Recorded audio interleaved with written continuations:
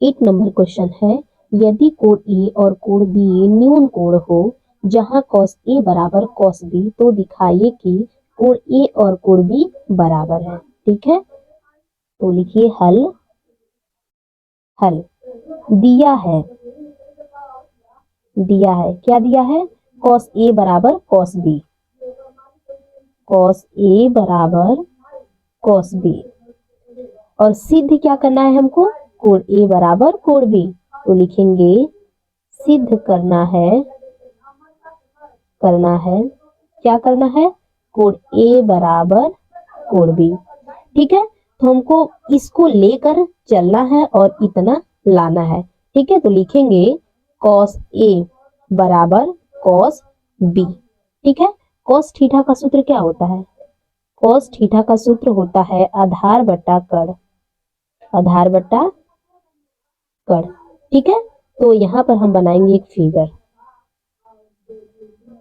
ये फिगर है, यहाँ मानते हैं ये है हमारा बी और ये सी है।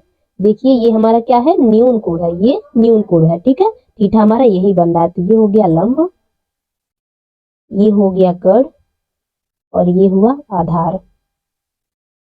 आधार, और हमको cos थीटा बराबर कहता है कि आधार बटा कड़, तो हम लिखेंगे आधार, आधार का मान कितना है? तो आधार का मान यही है ना, तो ए और सी, लिखेंगे ए सी। ठीक है, और कड़ क्या है? ए और बी, ए और बी बराबर करेंगे। अब cos बी पे कह रहा है हमारा न्यून कोण बन रहा है, cos बी पे एक अलग फिगर बना लीजिए। ये हुआ ए, ये हुआ बी और ये हुआ सी। देखिए यहाँ पर हमारा क्या है?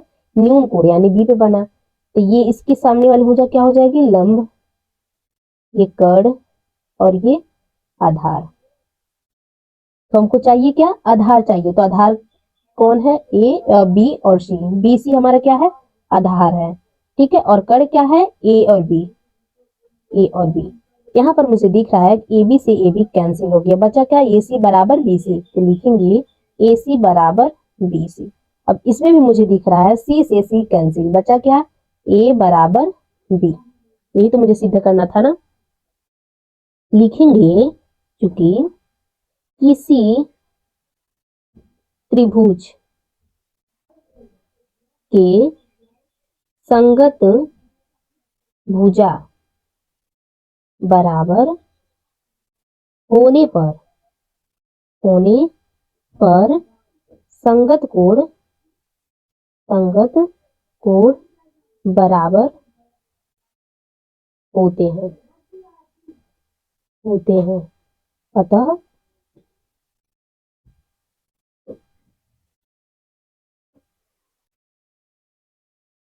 अतः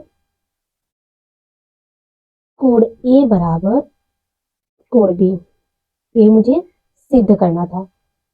ठीक है, दोबारा समझा दे, कह रहा है कोण ए और कोण बी न्यून कोण है। ठीक है, तो एक फिगर हम दिखाए हैं कोण ए पर जो कि न्यून कोण है, और दूसरा कोण दिखाए हैं बी, कोण बी ये भी हमारा क्या है? न्यून कोण है। तो जहां cos ए बराबर cos बी, तो दिखाइए कोण ए बराबर कोण बी। मतलब ये कि cos ए cos बी को अगर हम सॉल्व किए हैं तो उसको बराबर लाए हैं कितना? कोण ए बराबर कोण बी। कैसे? इस तरीके से। ठीक है, और लिखे है cos थीटा, cos थीटा का मान होता है आधार बट्टा कड़, उसका अनुपात क्या होता है? आधार बट्टा कड़। तो आधार का मान रखे, कड़ का मान रखे, किसके द्वारा?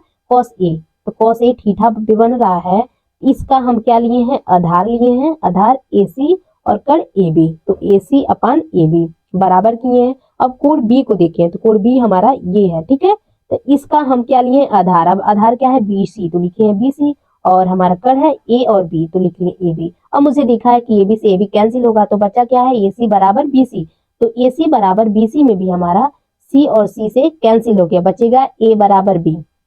ठीक है, तो लिखिए चूंकि किसी त्रिभुज की संगत भुजा बराबर होने पर संगत कोण बराबर होते हैं। ठीक है, कैसे बराबर होते हैं? अतः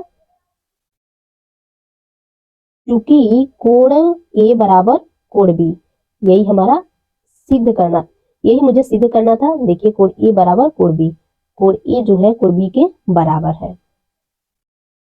क्वेश्चन नंबर 9 का पहला क्वेश्चन है, कह रहा यदि tan ए बराबर 5/12 है तो sin ए का मान ज्ञात कीजिए।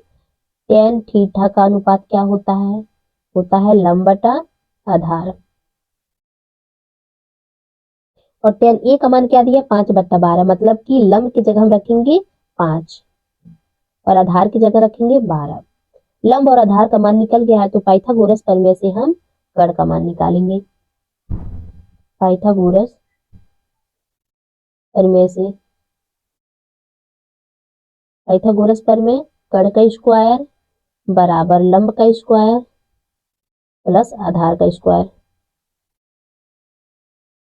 कर्ण का ही मान हमको निकालना है, ठीक है। कर्ण स्क्वायर बराबर लंब का मान कितना है 5, 5 का क्या करेंगे स्क्वायर प्लस आधार का मान दिया है 12, 12 का स्क्वायर कर दिए।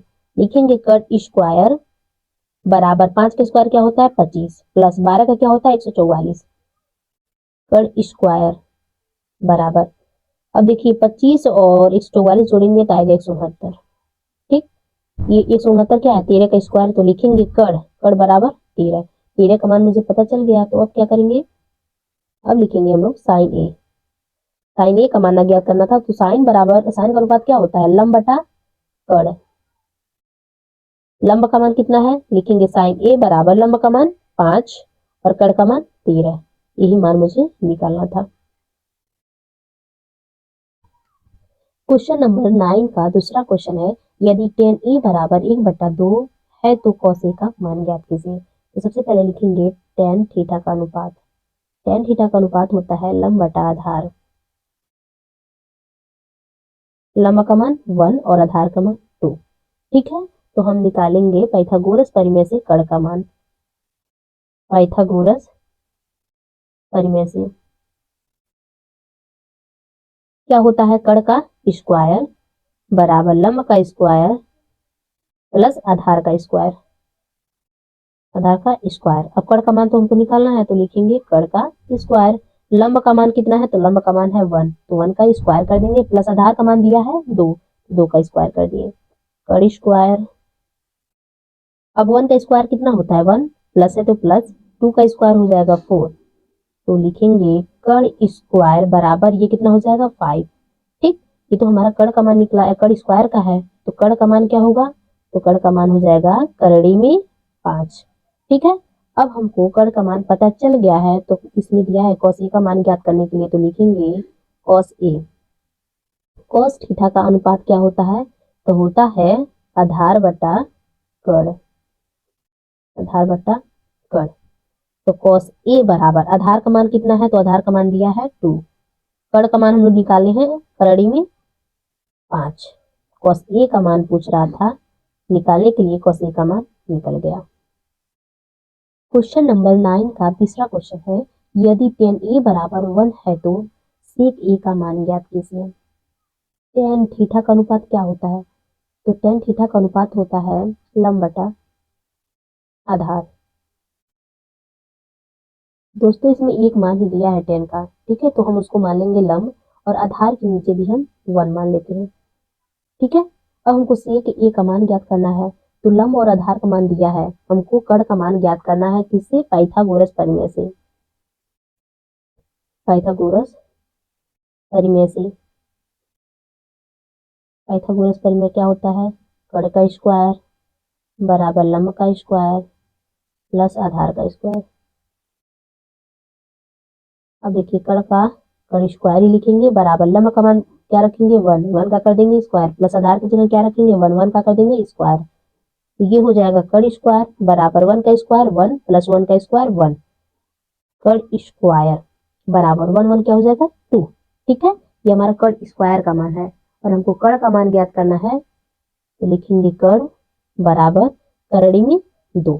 ठीक है, ये क्या है कर्ण का मान है, और मुझे प्रश्न में बोला है कि सेक ए का मान ज्ञात करना है। तो सबसे पहले जानेंगे कि सेक ए का अनुपात क्या होता है कर्ण बट्टा आधार।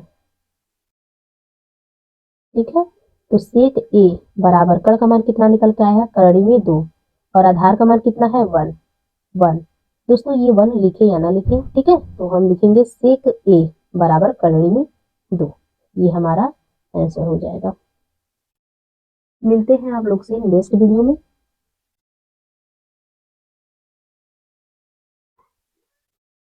आज के लिए इतना ही, आप लोग से मिलते हैं नेक्स्ट वीडियो में। Thank you so much.